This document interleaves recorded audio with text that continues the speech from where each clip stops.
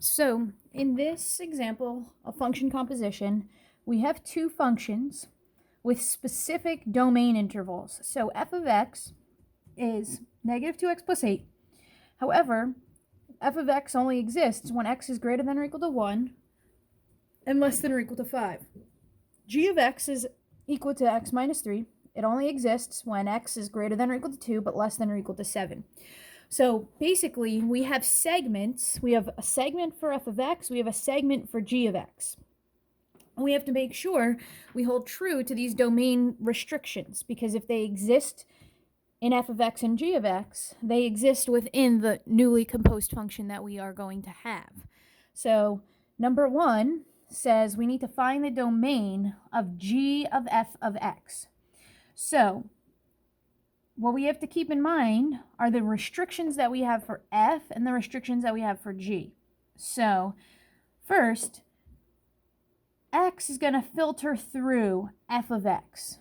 And f of x, we know, has a domain restriction of x has to be greater than or equal to 1, but less than or equal to 5. So we know right away that we can't have anything outside of this for x. Now, what we also have to take into account is the fact that only x is greater than or equal to 2, less than or equal to 7. That's the only thing that can filter through g. Remember, the input of g is f of x. And the input of g is restricted, right? The input of g is restricted to being greater than or equal to 2, but less than or equal to 7. Now, the input of g isn't just x, it's f of x. And f of x is defined by negative 2x plus 8. So what we have to do to make sure we satisfy both of these domain restrictions, f of x, the output of f, is the input of g. The input of g has to be between 2 and 7.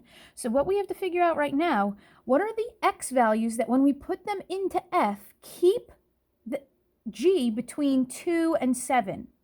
So we need to solve this.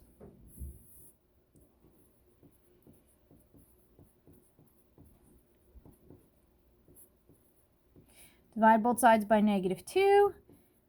We just divided by a negative, so we have to flip these symbols. So what we end up with is x is greater than or equal to 1/2, but less than or equal to 3. So we have to keep both of these in mind. So we have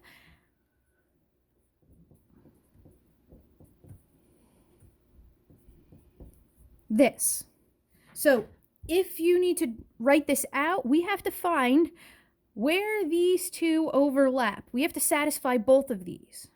So if you can't do it by just looking, you can make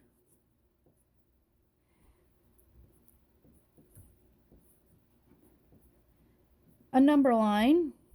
2, 3, 4, 5. 2, 3, 4, 5. 1 to 5. 1/2 to 3. Where do they both have in common? 1 to 3.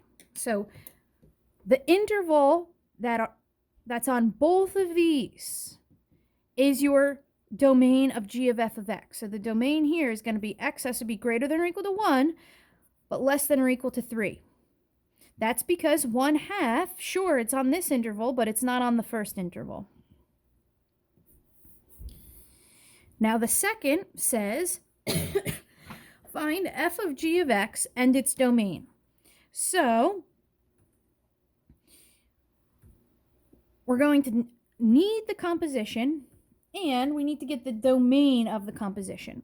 So we could get the domain of the composition the same way that we got the domain of number 1. So if we see this, the input of f is g of x.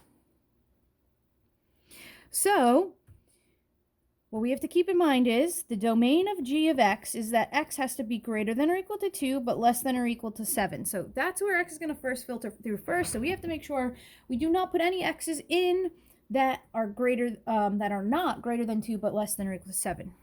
So now, but we have even more restrictions because you can't filter anything in here if it's not between 1 and 5.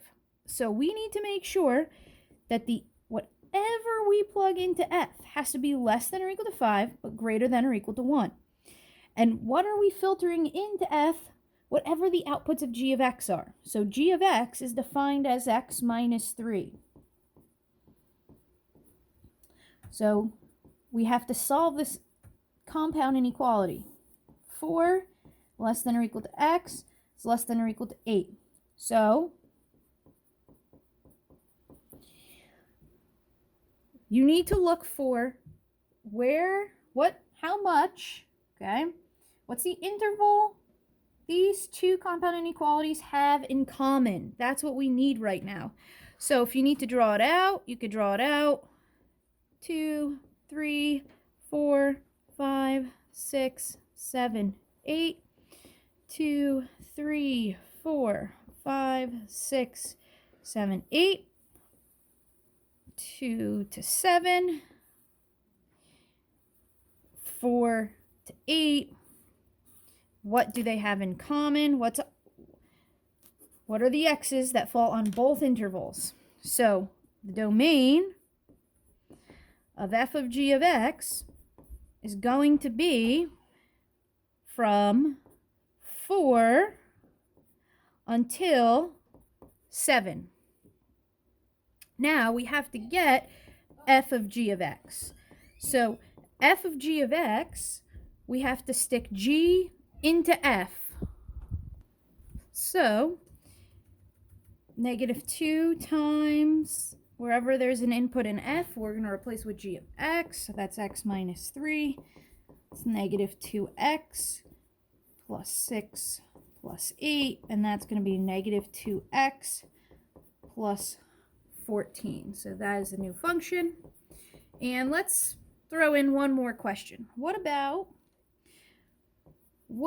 is the range of f of g of x? What do we think? So if we look at f of g of x, right, it appears to be just a linear function. However, remember, there is a domain restriction.